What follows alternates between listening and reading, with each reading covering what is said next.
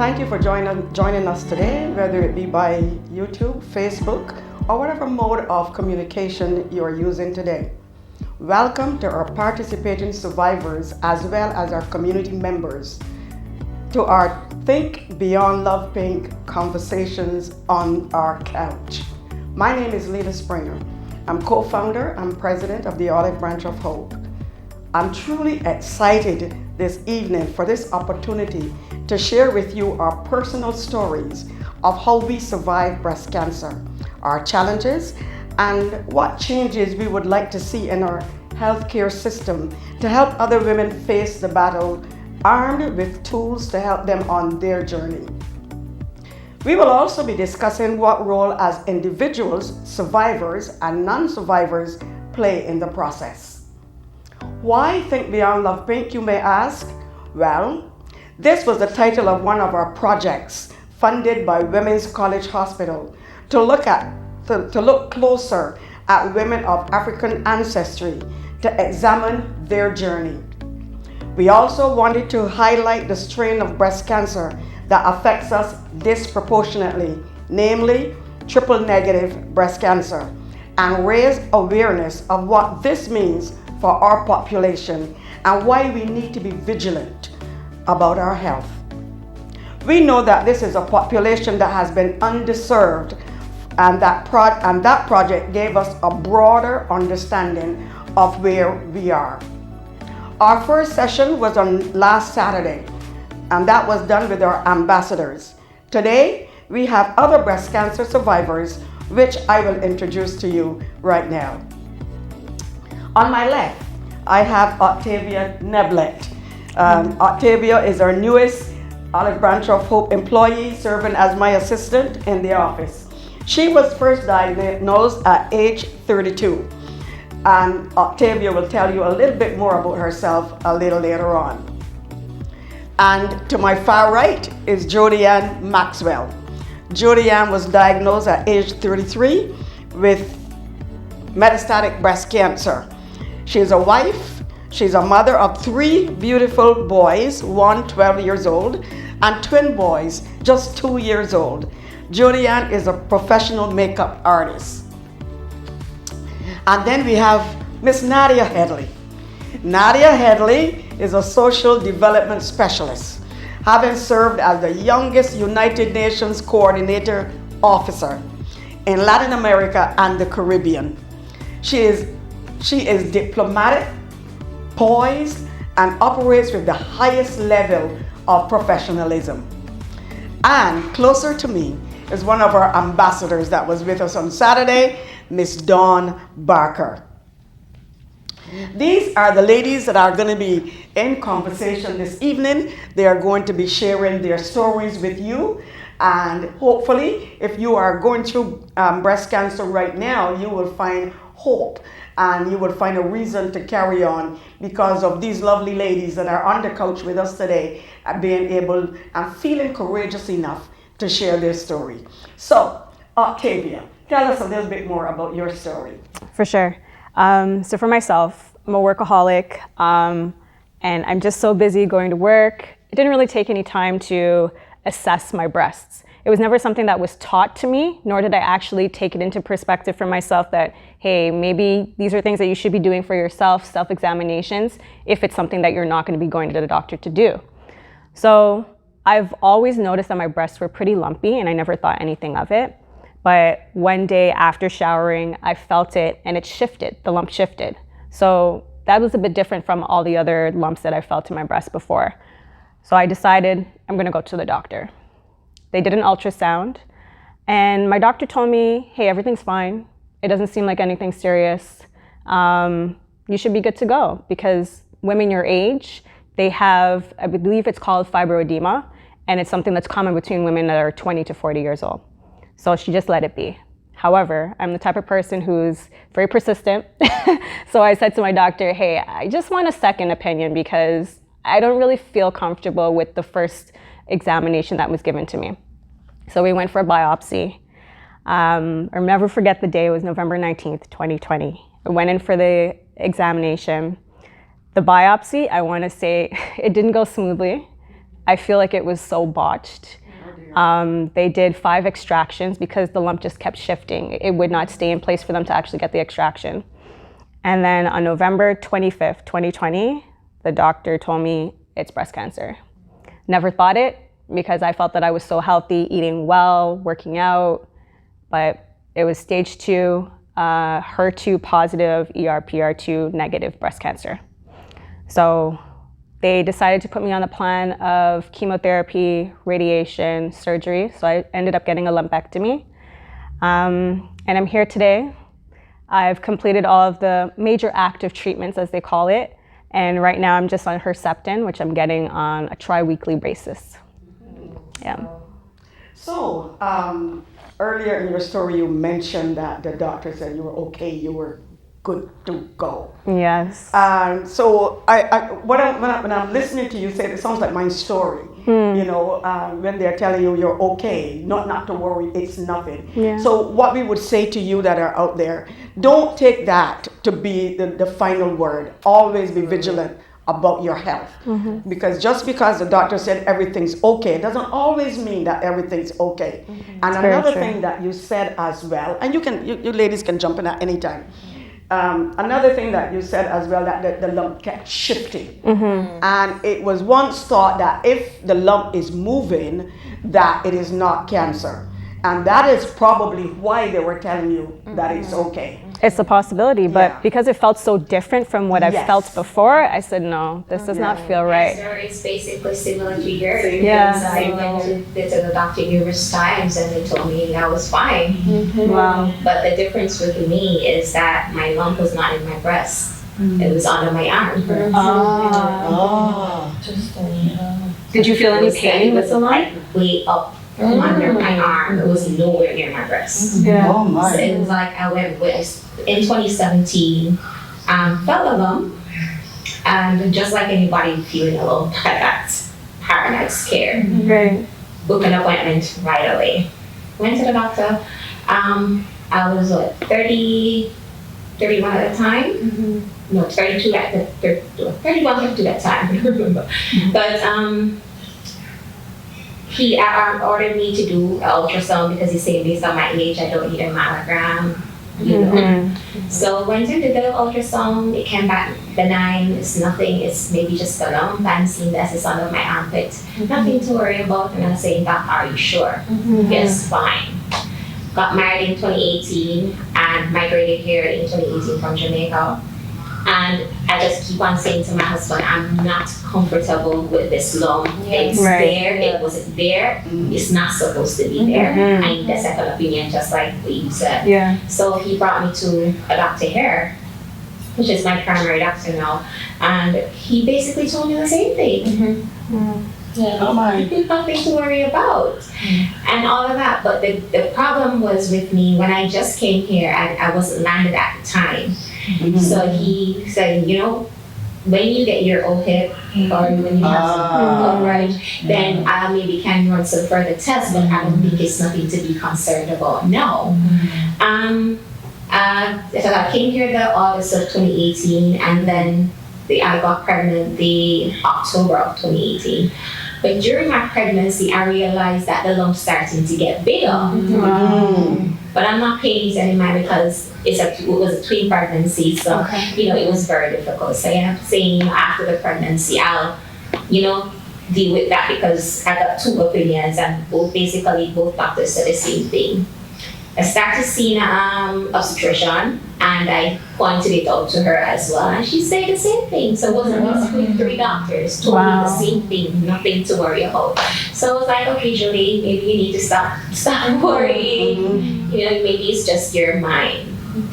After having the babies, I realized it started to hurt me. So I was saying, no. This is not right. So it was like 6 months after having the baby. But one of the red flags that I had when I just had the babies, I wasn't lactating enough.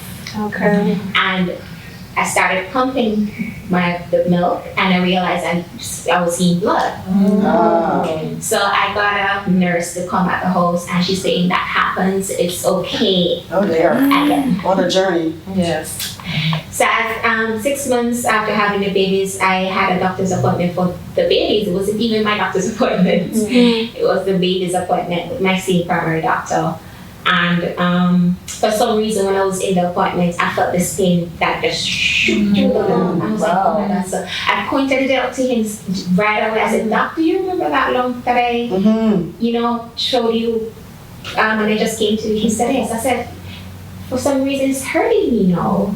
And he felt it. And he was like, you could see the shock. Oh, yeah. My God, he has gotten so big. He was like, oh no, you need to do a mammogram right now.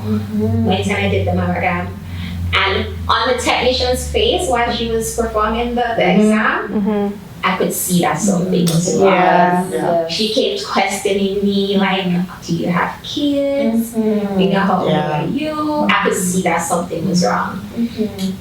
Went home in an hour time. That was the doctor calling me. You need to come in. ASAP.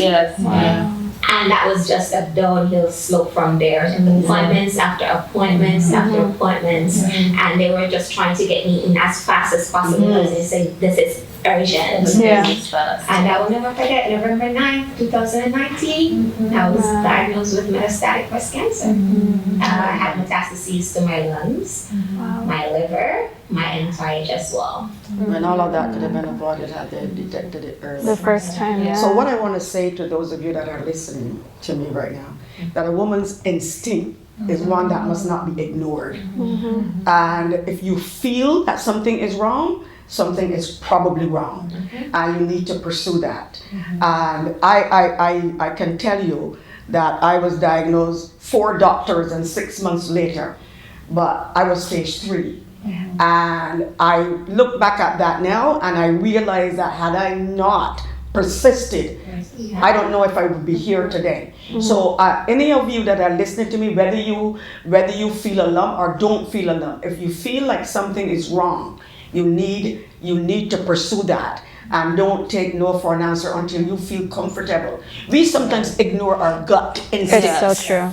And we can't ignore our gut instincts. It's there for a reason. Right. So when everybody else around you don't feel what you're feeling, it means that you know your body better than anybody else. So don't ignore that. You have to be your own advocate and insist on another opinion if that's what it calls for. Secondly, I want to say, if you are out there watching us today and you are in this country and you don't have OHIP, there's still ways for you to get treatment. And you just have to find out and talk to the right people so that you can get treatment. Healthcare is something that is not that people what they like to make us feel is that we cannot get health care if we are not covered. And that's not totally true. So I don't want you to sit at home feeling sick and feeling like you don't have any recourse. You just need to know who to talk to and what avenues to take in order that you might get the help that you need. All right? So with that, we'll move to Nadia and hear a little bit about Nadia's story. But at any point in time, I want you all to feel free. If something triggers in your brain at the time, one person is speaking, I want you to feel free to jump in. We are having a conversation. That's what this is about, having a conversation. So Nadia. We had very similar experiences. So I had done an event in Barbados 2015. And doing the research for the event, I found out, how you're supposed to do the breast check yourself. And so I would do it not, on a regular schedule. I didn't do every first of the month like they say you're supposed to, just every once in a while, And I did read that fibrosis is common in young women and, you might feel lumps and what you're looking for is a change in the lump. And so I did feel the lump. I felt the lump shift, but the other symptom I had that really clued me in that something was going on I felt like my milk was coming down, but my daughter had stopped breastfeeding for years. Mm-hmm. So whenever I was quiet and still, I would get the sensation like if milk was coming down, no leakage or anything, just the feeling. And so eventually, once I felt the lump shift, I went and same thing, we did the ultrasound, my pectin levels were normal, ultrasound said everything was fine, but they found something under my arm. Now, it wasn't palpable, I couldn't feel it myself, but I used to get this strange sensation, like if my shirt just didn't fit right, and I'm always like readjusting my sleeves, and it didn't click until after the surgery. I realized I wasn't getting that sensation anymore, and that's what it had been. The surgeon, at first he said, there's nothing to worry about. He said, but let me get my radiologist to take a look, right? And he said, I just want you to be sure. He said, we will do the second run. And if my radiologist says there's something here, then we'll go. Once his radiologist said, you need to take another look, he was, fortunately for me, like full speed ahead, right? He was the one who didn't take no for an answer, and so we pressed and pressed and pressed. At that time, they couldn't tell because it was in the lymph nodes. They said they know it would be, the chest area and above. So now, Lord knows where this thing is, We ended up finding 2 tumors and 3 fragments in the right breast. And so, thanks to his persistence, because at that point, I was really, I was thinking, we will expand the family or something. And I'm sitting down there bargaining with him, and he said, no, you cannot get pregnant. Right? You can't do that right now. All right? And that to me was harder news than the cancer diagnosis. When they said they found the cancer cell, I was like, okay, cool, what are we gonna do? What are the steps? When they said, no, you can't handle a pregnancy, I was just flat. Like I was like, they had to like hold me together because that was harder news, and so for me, the journey. So was that before you had any children? Or? I had my daughter at that time. You had your daughter? Yeah. Okay. So that part of the journey, it was really important then that I was armed with better questions. And so I started talking to more people to find out what I should be asking, because you don't know what you don't know. Exactly. So that was the big thing for me, was what should I be asking? And I would go in prepared with my paper and my questions written down, and I would drill the doctors, and so that was the milk coming down. That was one of the big coups for me. As I'm listening to all of the conversations here today and the conversations that we had on Saturday, there's such a commonality of advocating, if you feel something's wrong, act on it, ask questions. For myself, I knew something was wrong before I had my diagnosis, because I started noticing darkening around underneath my eyes. And I thought, what's happening? Like, is it dark spots? What's going on? So I left it for a little while, but not for too long. So I went to my doctor and I said, I'm noticing that under my eyes have darkened a great deal. And that doctor said, it's just age spots, that happens. So I said, I'm not so sure about that. So I moved on. He referred me to a dermatologist. The dermatologist looked at my dark circles. He said, it's just dark circles, that happens. And I sat there and said, I don't think so. Something's going on, because for my skin to just change like that, that's not normal. No. So I moved on. I said, my family doctor, can I have some blood work done, please? So he says, for the dark circles? Like I said, it's just dark circles. I said, yeah, I know, but can I have some blood work done? So he said, okay, here's a requisition. So I went, I had blood work done, and it was revealed that I had low thyroid. So that was the first indication that I had that my thyroid was low. So moving on, a month or so after, I said, yes, I just still don't feel right. That instinct. Yes. And I was watching TV, and I don't know what made me lift my hand and touch it. And I said, what's that? And I found the lump on my own, and from there it just progressed. And as you heard on Saturday, I was diagnosed with triple negative breast cancer. So advocating, you can't stress that enough. Yeah. And people would ask me, didn't you feel any way like me before I was diagnosed?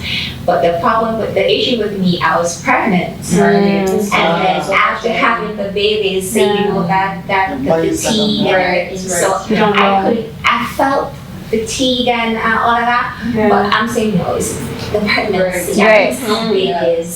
Same thing with me too. Because I was working so much, I didn't know what to chalk it up to, right? It's like everything was just masked because I'm saying, okay, I just had not one, Right. it's twins. So I'm saying my body has been through a lot. So I'm just saying, it's the twins, it's a pregnancy.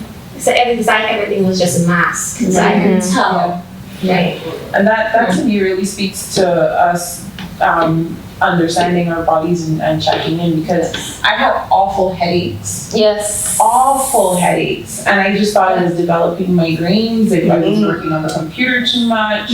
And, some of the symptoms are things that we could easily pass off for anything else happening in our lives. And so even taking that moment to check in and say, well, yes, I'm on the computer a lot, but this is not a normal headache, and to just feel like, I'm tired. I had 2 babies, but is this that same kind of tired as before? So what we're saying to you that are out there watching us today, if you listen to these stories, they may sound similar or they may even sound alike, but there's some difference in each one of these stories. Jodiann's story is not exactly like Nadia's. Nadia's story is not exactly like Dawn's, and Dawn is not exactly like Octavia. There's some difference in each one of these stories, and that is the reason you have to be vigilant about your health.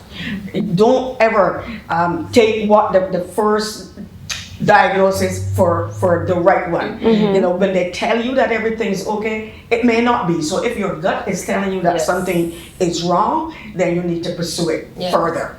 So ladies, you're all in your 30s, high 30s, low 30s, mid 30s, you're all in your 30s, much younger than I was when I was diagnosed. What kind of information would you like to share with these ladies that might be going through to help them to be stronger, to empower them to go forward? I know that sometimes as Black women, we don't want to embrace who we are, whether it's breast cancer or not. We are a little reluctant to embrace our humanness. We don't like to touch our bodies, and we let other people do it, but we don't like to touch our bodies. But I would like you to look into the camera and share something with these women that are watching us today, something that you believe can help them in life. If it's not on the cancer journey, what is it about themselves that you feel would be empowering right now that you could share with them? A thought from each of you.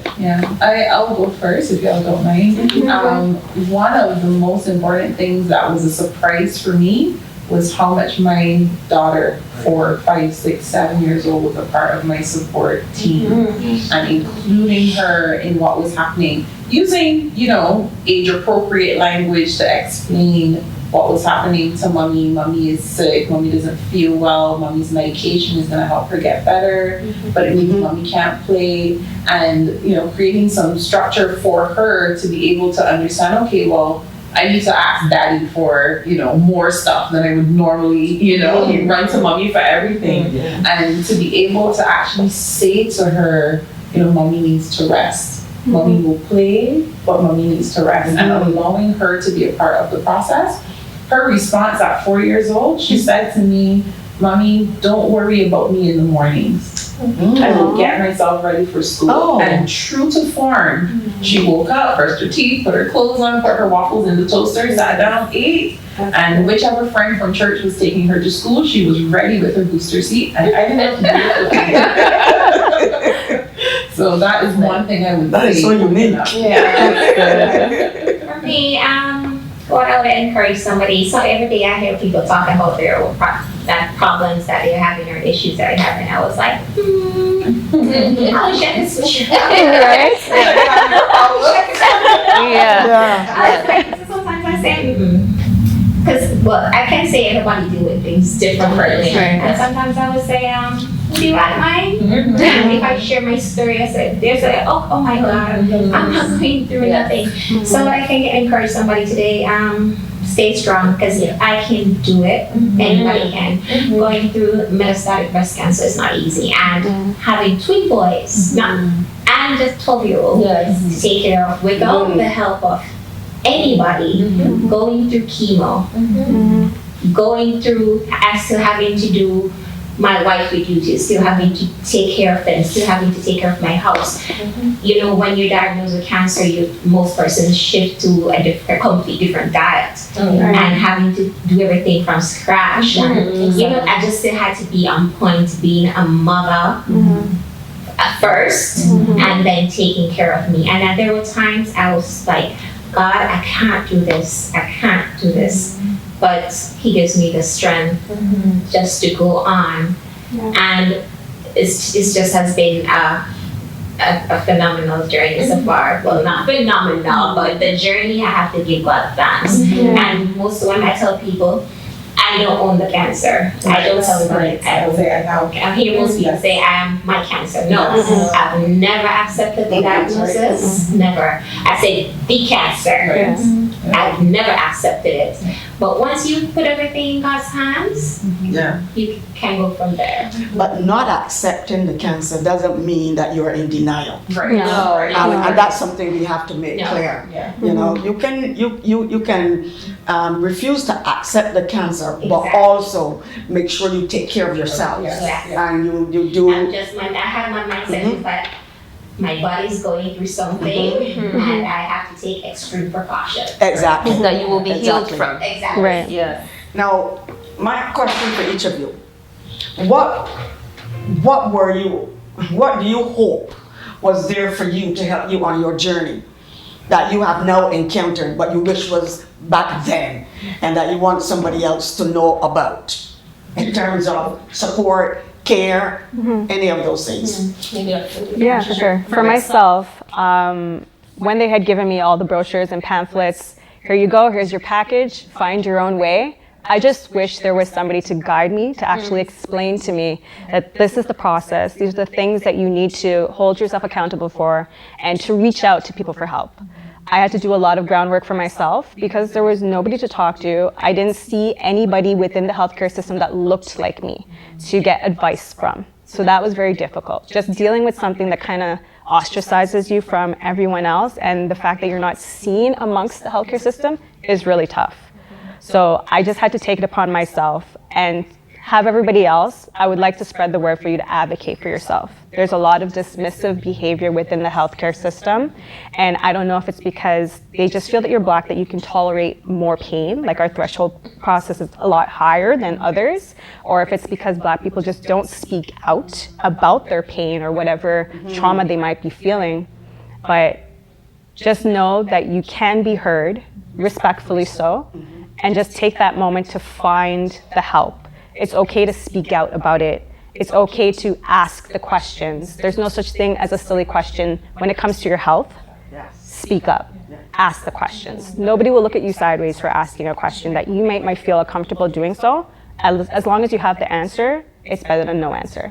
So had I known that, and had I just been accepting of willing to take help, because being independent, you want to do everything for yourself, it would have made the transition so much smoother and a bit less stressful. Yes, thank you for that, Octavia. Yeah. Reaching out even to like-minded people, reaching out to the Olive Branch of Hope, for example, places that can relate to what you're going through is helpful. Right. Piggyback on that, shop your hospitals, right? Shop around. Look for a hospital that has a nurse navigator, for example, right? one of those things I didn't know what a nurse navigator was until I needed one. Right. And at the hospital where I had treatments, that there was one phone number, a cell phone that I could call, and she would be able to answer and say, okay, well, you need to go here, ask this question, you know, and I made sure that she became my best friend. All right, so to continue our conversation, I think this was a wonderful conversation here on the couch today.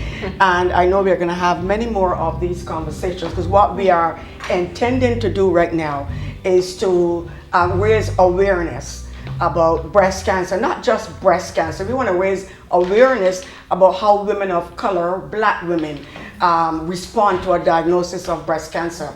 Some of us are still hiding. Some of us are trying to deal with it on our own. Some of us, we don't want anybody to know that we had breast cancer, but I want you to know it's not yours, you know, and all of us have a responsibility to our sisters to help them through a difficult time. So throughout the month of October, we have different activities that are going on from the Olive Branch of Hope. And let me say this right now. We are right here at the premises of West Toronto Church of God. And we are eternally grateful to Bishop Wayne Vernon and his wife Yvonne Vernon for allowing us the opportunity to come and share Breast Cancer Awareness Month with the church, and also to use his premises to take these sessions that we are doing. And I want to say how grateful I am, me personally, and I know all the ladies share what I'm going to say right now. I am very grateful because this is the first church that opened their arms and embraced us. And one of the things that is very evident to us as Black women is that most of us Black women, we find ourselves comfortable in churches. So if we want to send a message out, that's where we ought to go. But we don't always get that invitation. But this church has given us that invitation, and I'm thankful to them. So on October the 31st, all of us survivors are invited by Lady Vernon to come and have this grand finale, whereby we want to celebrate life and pray for those that are going through. We hear a lot about breast cancer being in your DNA, so that you pass it on to your children and to your grandchildren. We want to break that curse so that we can have that eliminated. We are praying because we know we serve a big God. So Lady Vernon came up with this idea, no, we are not going to let this happen so that we annihilate all the Black women. We don't want that to happen. We want to make sure that we do what we can to avoid this happening within our culture. So that's happening on October the 31st. That's all the announcements. I want to know if the girls have a last word before we sign off for today. Starting with Jodianne, your last word. Speak right into the camera to somebody. You just have to be your own advocate. Put everything in God's hands and everything will be fine. Thank you. Be willing to ask for and accept help when it is offered. We are taught to be strong, and there is strength in accepting help graciously. You know what? Just before we sign off, I think you wrote a book, something to do about something to do with embracing the what? Quickly tell the women about this. So embracing the valley captures this understanding that we think of the mountaintop as where, you know, life is great and amazing, and we think of valleys and low times of our lives, like we're being punished or we did something wrong. But God's grace underpins the valleys and the mountaintops. And so when we are in the dark, deep moments, we can actually embrace everything that we're meant to learn there. So we can enjoy the mountaintop experience, as opposed to feeling guilty and beating up ourselves about whatever is happening. You know, when we open up and we tell our story, then we're able to embrace the growth that we experience. So the book captures that with some intentional steps about how we can actually take a moment to sort through the emotions and really, you know, be able to tap in and say, okay, this is how I choose to show up, right? Like when I got diagnosed, I said, cancer is going to take my hair, it's going to take part of my body, it's going to take my money, it's going to take my time, it will not take my personality. That was my determination. And it also captures 9 stories of women from different valley experiences, different things they've gone through in their lives, and the main lesson that they learned so that we can all hold hands together and raise our values. Awesome, Nice. awesome. I like that. I think one day, many of our ambassadors are also authors, and they each have their own book. And one of these days, we are going to have a session whereby everybody's going to come and talk about what they, why they wrote what they wrote, and what they hope somebody would gain from reading their book. Nadia said something very important that I wanted to touch on. A lot of times we as Black women feel like we did something wrong to get the cancer, so we go in silence and we don't want to speak on it. And I think that's what makes us shy away from reaching out for help. And I was the same. I didn't tell anyone. I was hidden, and I realized if I were to change anything that I did, I would not be so enclosed. I would speak out, I would reach for help, I would seek counseling, someone to talk to. So a lot of times we shy away from speaking out, but that is where we grow and that is where we heal. Thank sure. you, Dawn. Octavia? So if you can't presently be here on the panel, it is an open discussion. Just want to let you all know, you can reach out on our socials. We're on Instagram, the Olive Branch of Hope. You can also reach us by email, info@theolivebranch.ca. Check us out on YouTube, where you might be seeing this filming here. And if there are any topics that you want us to speak on, definitely leave a comment or shoot us an email, and we can definitely incorporate that, and you can be a part of the panel as well. Thank you, Octavia. So there you have it, friends. This has been an awesome evening spending with these lovely ladies. So I want to thank all that was involved in producing this session today, Pastor Rohan and his assistant, the Bishop Wayne Vernon. I already thanked him and his lovely wife. And I want to thank all of you that took the time to watch this, whether you're watching it on YouTube or wherever you're watching it. Thank you. You could be anywhere in the world today doing anything you choose, but you chose to spend these moments watching this session and learning some more about breast cancer and how it affects us as women of color. So thank you very much for your time, and have a great evening, and we will see you next time. Bye. On the couch.